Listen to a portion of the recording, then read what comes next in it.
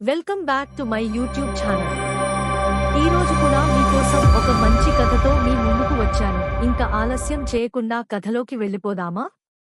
దట్టమైన అడవి, గాలికి ఊగుతున్న చెట్లు, గుడ్లగూబల అరుపులు. విక్రమాదిత్యుడు కత్తి పట్టుకుని శవాన్ని భుజం మీద వేసుకుని మోసుకెళ్తుంటాడు.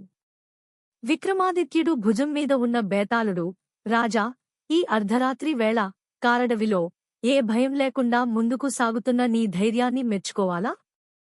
లేక అసాధ్యమైన పని కోసం నువ్వు పడుతున్న ఈ వృధా ప్రయాస చూసి జాలిపడాలా? అంటూ ఇలా చెప్పడం ప్రారంభించాడు. మనిషి గమ్యం తెలియకుండా ప్రయాణం చేస్తే అది వ్యర్థం రాజా.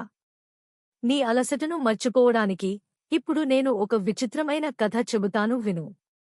ఈ కథలో వచ్చే చిక్కుముడిని నీకు తెలిసి కూడా విప్పలేకపోతే నీ తల 1000 ముక్కలవుతుంది అని అన్నాడు బేతాళుడు. అవంతిపురంలో సోమదత్తుడు, సుశీలుడు, విక్రముడు అనే ముగ్గురు ప్రాణ స్నేహితులు ఉండేవారు. వీరు ముగ్గురు సామాన్యులు కాదు. వీరి దగ్గర 3 అరుదైన శక్తులు ఉన్నాయి. అందులో మొదటివాడైన జ్ఞానదత్తుడు దగ్గర ఒక మాయా దర్పణం ఉంది. ఒకరోజు తన పొరుగు గ్రామంలో ఉన్న తన బంధువులు ఏం చేస్తున్నారో చూడాలనుకున్నాడు. అద్దంలో చూడగానే వారు ప్రమాదంలో ఉన్నారని గమనించి ముందే హెచ్చరించాడు. అలా ఆ అద్దం శక్తిని లోకానికి చాటాడు. ఇంకా రెండవ వాడైన సుశీలుడు దగ్గర ఒక దివ్య రథం ఉంది. ఒకసారి పందెంలో గాలి కంటే వేగంగా ప్రయాణించి అందరినీ ఆశ్చర్యపరిచాడు. ఆ రథం ఎక్కితే ఎంత దూరమైనా క్షణాల్లో కరిగిపోతుంది. ఇంక చివరివాడైన విక్రముడు గొప్ప వైద్యుడు. మరణానికి దగ్గరగా ఉన్న ఒక చిన్న జింకను తన మూలికా వైద్యంతో బ్రతికించి దానికి పునర్జన్మ ఇచ్చాడు. అదే ఊరిలో ఉన్న రూపవతి అనే యువతిని ఈ ముగ్గురూ ప్రేమించారు.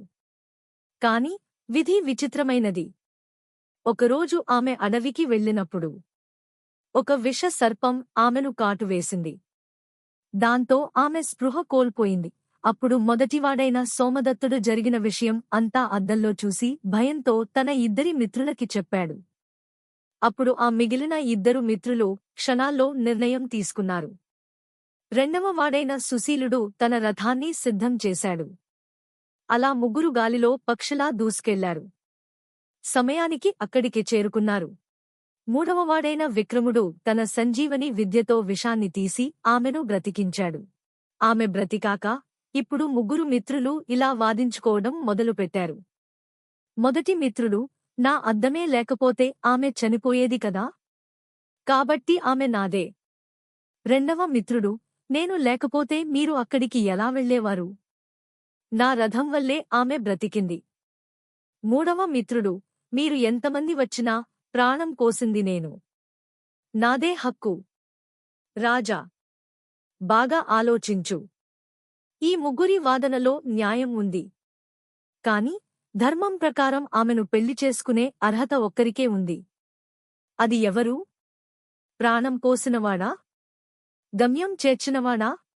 లేక ఆపదను గుర్తించినవాడా అని బేతాళుడు అడిగేసరికి కథ మొత్తం విన్న విక్రమార్కుడు ఇలా అన్నాడు.